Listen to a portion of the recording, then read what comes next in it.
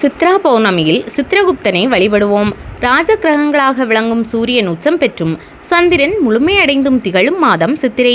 அந்த மாதத்தில் வரும் பௌர்ணமிக்கு நமது முன்னோர்கள் முக்கியத்துவம் கொடுத்து அந்த நாளை சித்ரா பௌர்ணமியாக கொண்டாடினர்.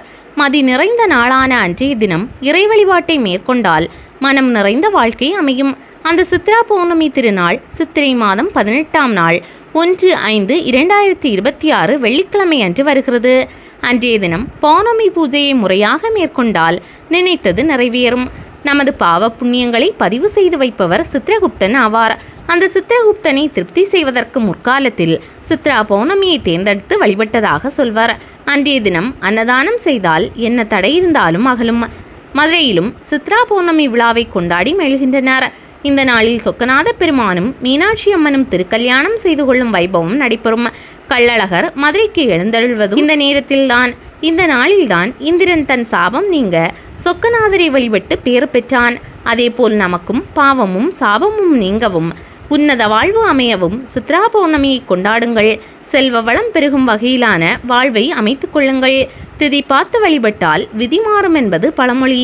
விதியை வெல்லும் ஆற்றல் யோகமான திதிகளில் செய்யும் வழிபாட்டிற்கு உண்டு. அந்த வகையில் அமாவாசை திதியும் பௌர்ணமி திதியும் முக்கியமானவை. ஒன்று நிலவு நிறைந்த நாள், ஒன்று நிலவு மறைந்த நாள். நிலவு நிறைந்த நாளில் நாம் விழாவை கொண்டாடுகின்ற பொழுது இறையருள் பரிபூரணமாக நமக்கு கிடைக்கும். நிலவு மறைந்த நாளில் முன்னோர்களை வழிபட்டால் முன்னேற்றத்தில் ஏற்படும் தடைகள் அகலும். அது போன்ற நாட்களில் கடல் அருகில் நாம் சென்று பார்த்தால் தண்ணீர் மேல் நோக்கி எழுவதை காணலாம். அலை எழும்புவது போல அலை பாயும் உள்ளங்களுக்கு அமைதி கிடைப்பதற்காகவே இது போன்ற வழிபாடுகளை நம் முன்னோர்கள் மேற்கொண்டனர்.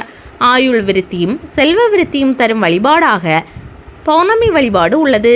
செட்டிநாட்டு பகுதியில் இந்த சித்ரா பௌர்ணமியை சீரும் சிறப்புமாக கொண்டாடுவது வழக்கம். பூஜை அறையில் விநாயகப் பெருமானை மையத்தில் வைத்து அருகில் ஏடும் எழுத்தாணையும் வைத்து சித்ரகுப்தன் படிகளப்பு என்று எழுதி வைப்பர். சூரிய வெளிச்சத்தில் கிழக்கு நோக்கி பொங்கல் வைப்பர். சர்க்கரை பொங்கல், வெண்பொங்கல் ஆகிய இரண்டும் வைத்து கொழுக்கட்டை, இனிப்பு பலகாரங்கள் போன்றவற்றை இலையில் பரப்பி வைத்து பலா, வாழை, மாம்பழம், முழுநுங்கு, இளநீர் போன்றவற்றையும் சித்ரகுப்தனுக்கு படைக்க வேண்டும். வெண்கல சட்டியில் மண்ணுடன் தண்ணீர் வைத்து அதன் மேல் ஒரு செம்பும் வைத்து அதில் 3/4 அளவிற்கு தண்ணீர் நிரப்பி மாங்குளை, தேங்காய் வைத்து வழிபட வேண்டும். கோலமிட்டு குத்துவிளக்கு ஏற்றி கரகமாக வைத்து வழிபடும் பொழுது நான் மலையளவு செய்த பாவத்தை கடுகளவாக குறைத்து எழுது என்றும் கடுகளவு செய்த புண்ணியத்தை மலையளவாக உயர்த்தி எழுது என்றும் சொல்லி கும்பிட வேண்டும். அதோடு இனிமேல் எந்த பாவமும் செய்ய மாட்டேன், அருள் கூர்ந்து செய்த பாவத்தின் அளவை குறைத்துவிடு என்றென்றும் புண்ணியத்தை செய்ய நீயே வழிகாட்டி என்றும் மனமுருகி சித்ரகுப்தனிடம் பிரார்த்தனை செய்யுங்கள். சித்ரா பௌர்ணமி நாளில் நாம் வைக்கும் குழம்பில் தட்டை பயிரும் மாங்காயும் சேர்த்து வைக்க வேண்டும். ஜவ்வரிசி பாயாசம், அப்பளம், பானகம், நீர்மோர் வைத்தும் வழிபடலாம். இந்த விரதத்தை முழுமையாக கடைபிடித்தவர்கள் இரவு நேரத்தில் நிலவை பார்த்த பிறகுதான் சாப்பிட வேண்டும்.